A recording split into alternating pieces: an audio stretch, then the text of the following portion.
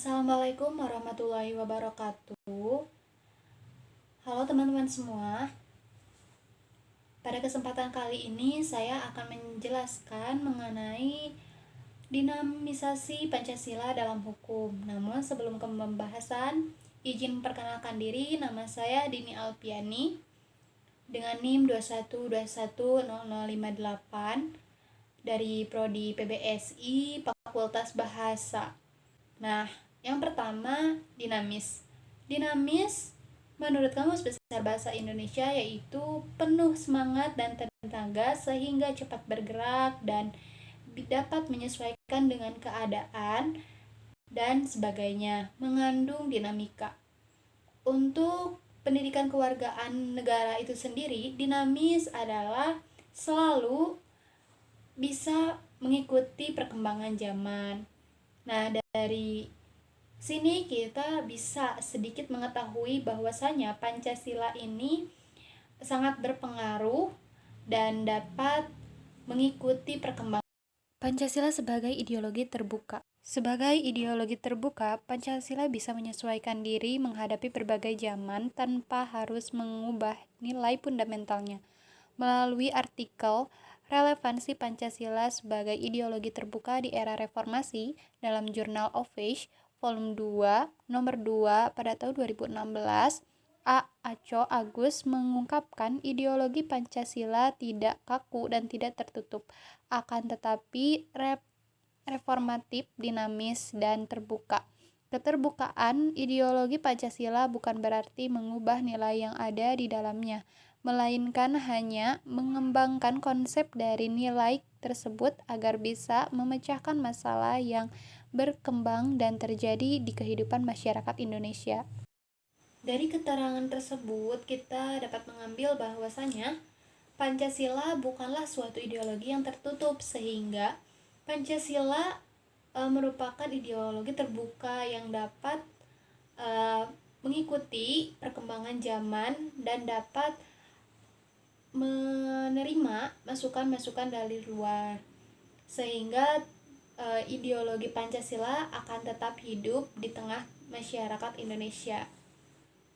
Kainan dalam negara kebangsaan Pancasila yaitu kultural, historis, filosofis, yuridis, dan aktualisasinya pada tahun 2013 menjelaskan mengenai beberapa nilai yang terkandung di dalam Pancasila sebagai ideologi yang terbuka. Nah, nilai yang pertama yaitu nilai dasar yang mencakup ketuhanan, kemanusiaan, persatuan, kerakyatan, dan keadilan. Kelima hal ini adalah pedoman fundamental yang sifatnya universal, mengandung cita-cita negara dan tujuan yang baik dan benar. Lalu yang kedua yaitu nilai instrumental yang mencakup arahan kebijakan, strategi, sasaran, dan lembaga yang melaksanakannya. Konsep ini merupakan perkembangan dari yang sebelumnya. Dasar berkatnya menyesuaikan pelaksanaan dari suatu yang besar akan lebih jelas untuk bisa menyelesaikan masalah yang terjadi. Nah, untuk nilai yang terakhir yaitu nilai praktis, meliputi realisasi dari instrumental yang sifatnya nyata dan bisa digunakan untuk kehidupan bernegara. Dengan nilai terakhir ini, Pancasila bisa melakukan pengembangan serta perubahan agar bisa menyesuaikan jika diterapkan dalam masyarakat Indonesia. Yang selanjutnya yaitu syarat Pancasila sebagai ideologi terbuka. Yang pertama ada dimensi idealistis, di mana Pancasila mengandung harapan, optimisme, dan motivasi bagi masyarakat, serta terkandungnya cita-cita negara. Lalu ada dimensi normatif. Nah, di sini Pancasila dapat mengatur masyarakat baik dari peraturan yang sudah diubah atau ditambahkan. Nah, lalu yang ketiga yaitu dimensi realistis, di mana Pancasila dapat masuk di dalam keadaan masyarakat Indonesia yang seperti apapun atau dapat menyesuaikan dengan perkembangan Pancasila dalam hukum, yaitu Pancasila yang dapat mengikuti perkembangan zaman sehingga membuat hukum yang ada di Indonesia pun ikut ada yang dirubah, baik dikurangi atau ditambahkan dan diganti. Nah, untuk contohnya yaitu amandemen Undang-Undang Dasar 1945. Nah, tidak akan ada amandemen Undang-Undang 1945 jika Pancasila itu bersifat statis, tidak dinamis.